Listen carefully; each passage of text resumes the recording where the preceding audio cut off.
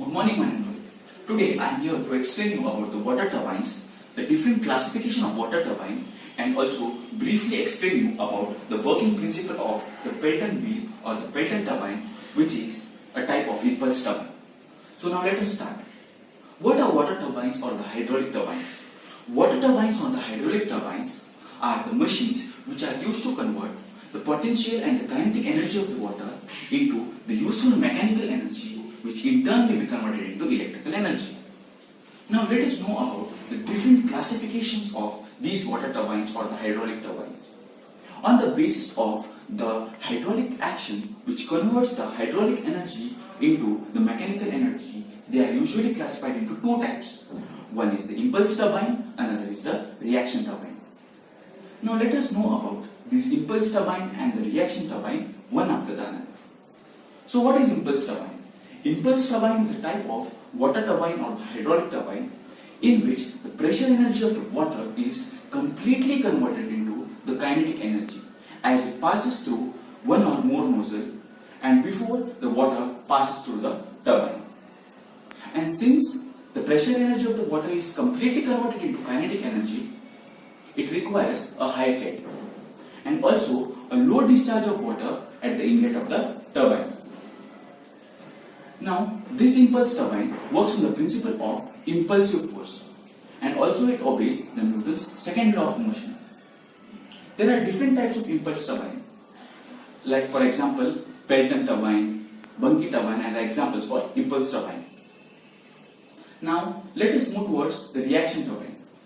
The reaction turbine is a type of water turbine in which the pressure energy of water is not completely converted into the kinetic energy.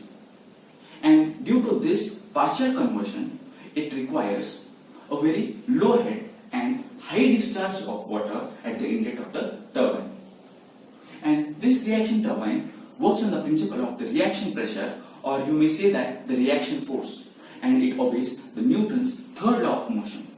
As you know, the Newton's third law of motion is for every action there is an equal and opposite reaction. The reaction turbine follows the same principle. And the examples for the reaction turbine are the Kaplan turbine, the Francis turbine, etc.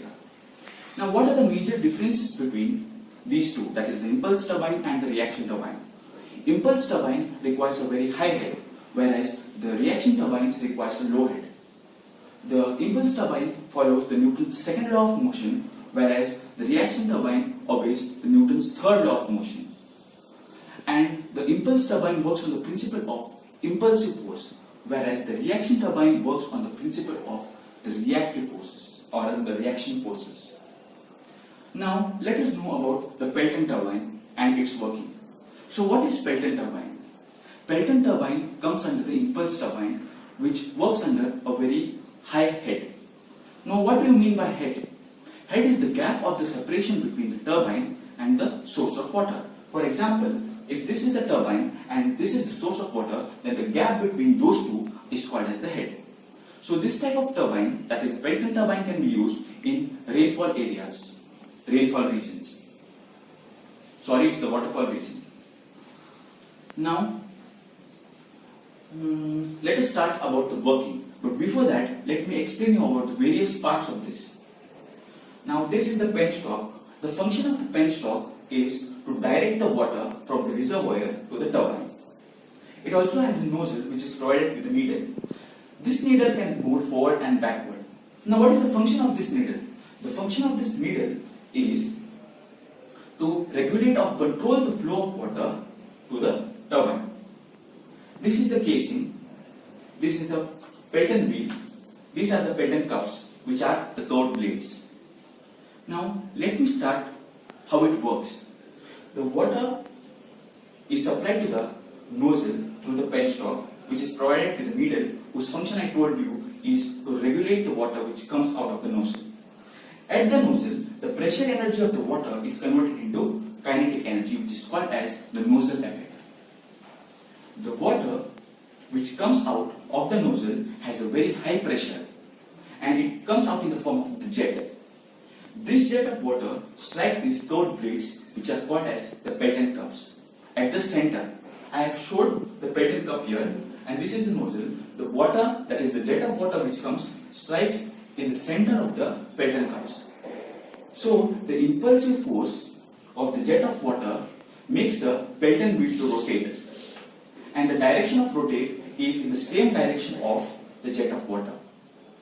Thus, the pressure energy of water is converted into kinetic energy at the nozzle, which in turn is converted into the mechanical energy.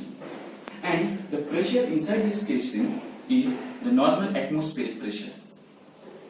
And once the jet of water strikes these plates, that is the Pelton cups, its pressure also reduces to the atmospheric pressure.